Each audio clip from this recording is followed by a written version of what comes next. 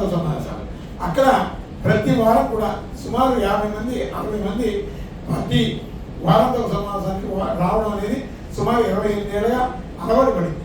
ప్రతి వారం నుంచి వస్తుంటారు, వచ్చి సమస్యల మీద ఎప్పుడు డిస్కస్ చేస్తారు. కానీ ఈ సందర్భంగా ఎందుకు చెప్తున్నానంటే, రాజమండ్రిలో రాష్ట్రీయ ప్రజా కాంగ్రెస్ పార్టీకి వచ్చేటటువంటి ఏ పార్టీ శక్తులు అయినా సరే ప్రతి ఆదివారం సమావేశంలో పోలీసు వేధింపులు కానీ పోలీసు వారు చేసేటటువంటి దాడులు కానీ దేనికి కూడా భయపడరు. పోలీసు వారు పిలిస్తే వాళ్ళకంటే 10 నిమిషాల ముందు ఉంటారు మన పార్టీ వాళ్ళు. అలాగే న్యాయస్థానాల్లో కానీ నేను భయాన్ని తీస్తాం. రాష్ట్రీయ ప్రజా కాంగ్రెస్ పార్టీ ఏంటంటే ముందు భయాన్ని తీస్తాం. అలాగే ఏ పోలీస్ స్టేషన్ అయినా సరే రాష్ట్రీయ ప్రజా కాంగ్రెస్ పార్టీ వాళ్ళ మీద ఏ పార్టీ వాళ్ళైనా తప్పుడు కంప్లైంట్లు పెట్టినా మొట్టమొదట పోలీసు వారికి కబురు పెడతారు. ఎంత కబురుగా ఆ ప్లాట్ఫామ్ని మనం సంపాదించుకున్నాం. ఎందుకంటే మనం ఏదో చెప్పేసి కొంతమంది తప్పులు చేస్తారు. పోలీస్ అధికారులు ఎమ్మెల్యేలకి ప్రభుత్వాలకి దాసమై వాళ్ళ మెప్పు కోసం మనల్ని ఇబ్బంది పెట్టడానికి చూస్తారు. అలాంటి ఇబ్బంది పెట్టే అధికారులని ఎవరిని మనం వదలలేదు. న్యాయపరంగా వాళ్ళకి నరకం చూపించాం, న్యాయపరంగా వాళ్ళకి సర్వీస్ పరంగా కూడా చాలా ఇబ్బందులు చూపించాం. ఇప్పటికి కూడా మనం వాళ్ళు పెట్టినటువంటి కేసులు మనం తీసేసాం. కానీ మనం పెట్టినటువంటి కేసుల నుంచి ఈ రోజుకి వాళ్ళు బయటపడలేదు. అలాగే విజయవాడలో కావచ్చు, అలాగే గుంటూరులో గతంలో ఇక్కడ రూరల్ ఎస్పీ చేశాడు, అతని మీద కూడా మనం కేసులు వేసాం. ఈ సందర్భంగా పేరు చెప్తే బాగోదని అయిపోయినటువంటి కేసులన్నీ కూడా ఇలాంటి పరిస్థితులన్నీ కూడా మొట్టమొదట మన పార్టీలో ఎవరైనా సరే మనం తప్పు చేయం, ఎవరిని మోసం చేయం. మనం ఎప్పుడు కూడా యుద్ధమే చేయాలి తప్ప మోసం చేయాలి.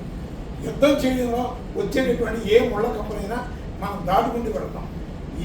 ఎలాంటి అవాంతరైనా మనం ఛేదించుకోవడానికి మనం సిద్ధంగా ఉండాలి. ఎందుకంటే మన మీద ఒక కేసు ఉందంటే మనం గర్వంగా ఫీల్ అవ్వాలి. ఏదో తప్పులు పని చేసి మన కేసులు పెట్టించుకుంటే సిగ్గుపడాలి, భయపడాలి. పొరపాటుని మన మీద ఏదైనా రాకూడదు. వచ్చిన కేసు అయినా సరే మనం హ్యాపీగా స్వీకరిస్తాం. ఈ సమాజం కోసం నా కుటుంబం కూడా ఎంత గర్వపడుతుంది.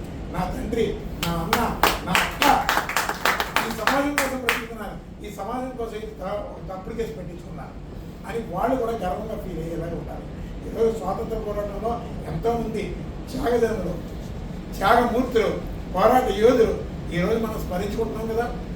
మన 4-5 తరాలు స్మరించుకుంటున్నాం. అట్లీస్ట్ మన పిల్లలు మన కోసం చెప్పుకునేటటువంటి రోజు అలాంటి అవకాశం మనం కూడా ఇద్దాం. ఈ సమాజంలో ఈ రాష్ట్రీయ ప్రజా కాంగ్రెస్ పార్టీ ఒక చారిత్రక స్థానాన్ని కైవసం చేసుకున్నాం. ఇక్కడ భయపడినటువంటి పౌరుల్ని ఆంధ్రప్రదేశ్లో ఉన్నారని యావత్ దేశానికి మనం నిరూపించేటటువంటి బాధ్యత మనం తీసుకున్నాం. ఖచ్చితంగా రాష్ట్రీయ ప్రజా కాంగ్రెస్ పార్టీ పాలనతోనే ఈ రాష్ట్రంలో పేదరికం పోతుంది, సమానంగా ఉండేటటువంటి మంచి సమాజం వస్తుంది, మానవ హక్కులు భద్రత ఏర్పడుతుంది. అలాగే కేంద్రం నుంచి మనకి చట్టపరమైనటువంటి హక్కులన్నింటినీ కూడా సాధించుకోవడానికి రాష్ట్రీయ ప్రజా కాంగ్రెస్ పార్టీ ఒక్కటే సాధ్యం అని ఈరోజు ప్రతి ఆంధ్రునికి కూడా మనం నిరూపించే దిశగా మనం పనిచేద్దాం. ఆ దిశగా పార్టీ సెక్రటరీస్, జిల్లా అధ్యక్షులు మీ జిల్లాల్ని బలోపేతం చేయడానికి కాస్త హార్డ్ వర్క్ చేయాలి తప్పదు. ఇప్పుడున్నటువంటి రాజకీయ పార్టీలు, ఆ 2 పార్టీలు నువ్వా నేనా అని పోటీ పెడుతున్నాయి. ఆ పోటీ పడి ఇద్దరు ఢిల్లీలో నరేంద్ర మోడీ కాళ్ళ దగ్గర బాంఛనడం తప్ప ఇంకొకటి ఏమీ లేదు.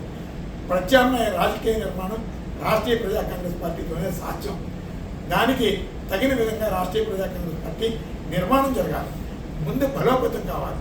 కానీ అన్ని జిల్లాలు కూడా మీ చుట్టుపక్కల ఫర్ ఎగ్జాంపుల్ ఒక జిల్లా ఉందంటే ఆ పక్క జిల్లాను కూడా మీరు మన పార్టీ ఆశయాలు చెప్పి మీరు ఆ జిల్లా కమిటీలను కూడా త్వరగా వేసేటట్టు 28 జిల్లాలు కూడా కంప్లీట్ అవ్వాలి. 175 నియోజకవర్గాలు కూడా అసెంబ్లీ నియోజకవర్గాలు కూడా కంప్లీట్ అవ్వాలి. ఈ 2 కార్యాచరణలు అయిన తర్వాత ఈ రాష్ట్ర వ్యాప్తంగా భవిష్యత్తు కార్యాచరణ రాష్ట్రీయ ప్రజా కాంగ్రెస్ పార్టీ ఏ స్థాయిలో తీసుకెళ్తుందో ప్రజల రాష్ట్రీయ ప్రజా కాంగ్రెస్ పార్టీని కోరుకునే దిశగా మన ఉద్యమ కార్యాచరణ ఉంటుందని చెప్పి మరొకసారి తెలియజేస్తూ సెలవుస్తున్నాను. మిత్రులందరూ కూడా పార్టీ సెక్రటరీస్ అందరూ కూడా మాట్లాడాలి.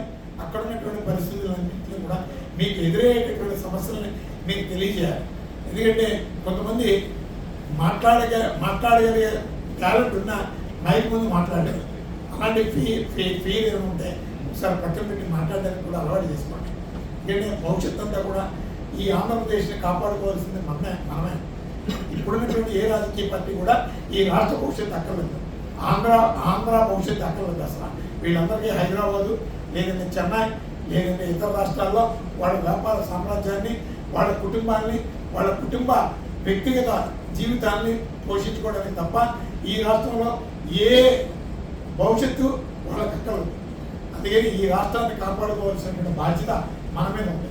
మరో స్వాతంత్ర పోరాట చరిత్రలో ఖచ్చితంగా ప్రతి రాష్ట్రీయ ప్రజా కాంగ్రెస్ పార్టీ సెక్యులర్ మరో స్వాతంత్ర పోరాట యోధుడిగా ఈ చరిత్రలో ఉండేటటువంటి ఒక మంచి అద్భుతమైనటువంటి రోజు ఈ రాష్ట్ర చరిత్రలో ఉంటుందని మీ అందరికీ నేను తెలియజేస్తున్నాను.